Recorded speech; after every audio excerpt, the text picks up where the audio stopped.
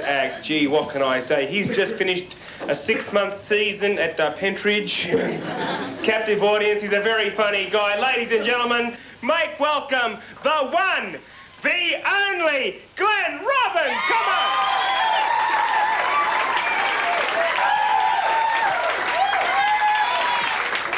Can I just steal a ciggy down there? Just a bit of a ciggy? Just the pack will be fine. Oh, there you go. The old can't suck you in, can I? No. It is important that we all vary our smoking style depending on where we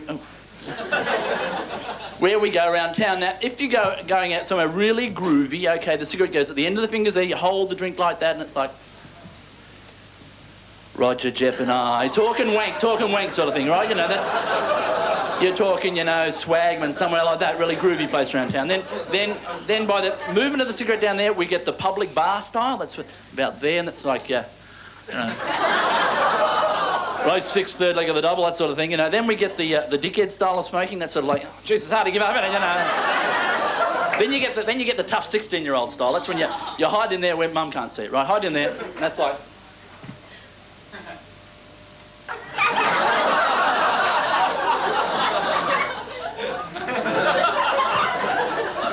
Fair income grouse and that, you know. I was down in Sydney Mile Music Bar, right, stand up the back looking really tough doing my karate stance, right, and this really old guy about 19 or something comes up, right?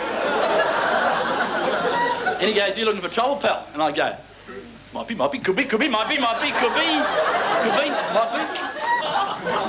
Those little dickheads, you know, when we were younger, we didn't go around beating up people, did we, eh? We were wonderful.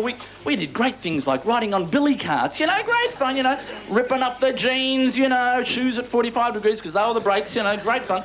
Join all the billy carts together, get the dickhead from up the end of the street, right?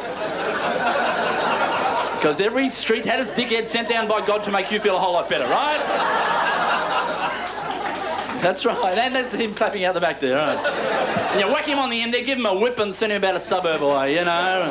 And bikes, you know, not this BMX wank, it was 24. 20-bloody-7. You always got a 27 before you'd properly grown into it. It was always your brother's repainted and you'd ride it on Christmas Day like this. Oh, shit, ow.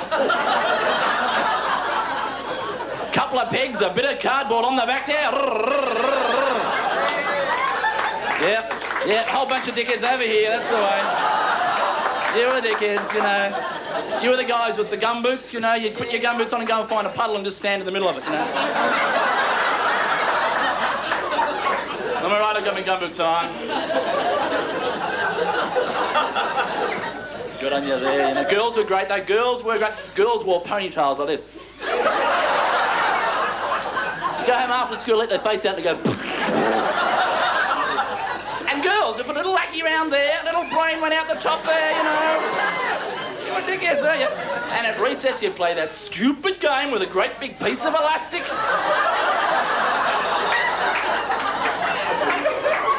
And you had the audacity to have a serious look on your face as you were doing it, you know.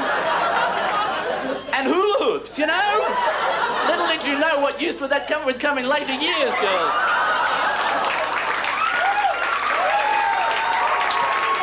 Not to mention around the arm.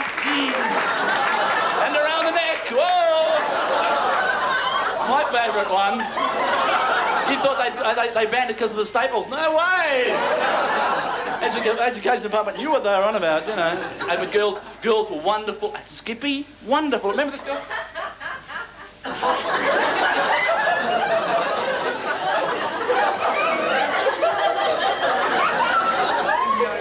In the classroom, mind you, you know.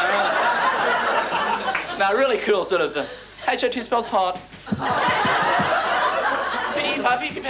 know. Guys couldn't skip it.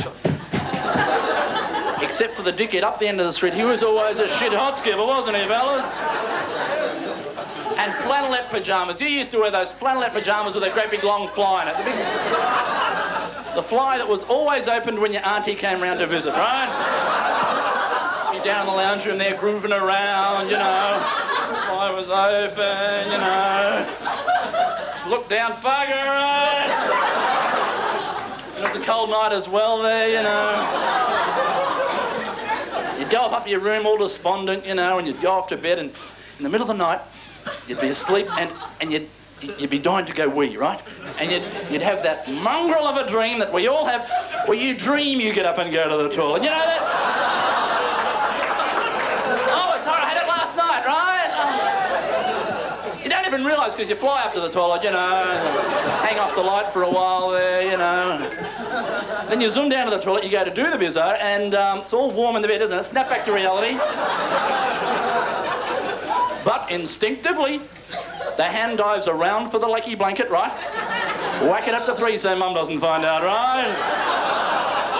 The only problem is that Mum comes the next day and changes the sheets and she sort of does Rob Harris impersonation because they're so hard. Have a good night, I'll see you later.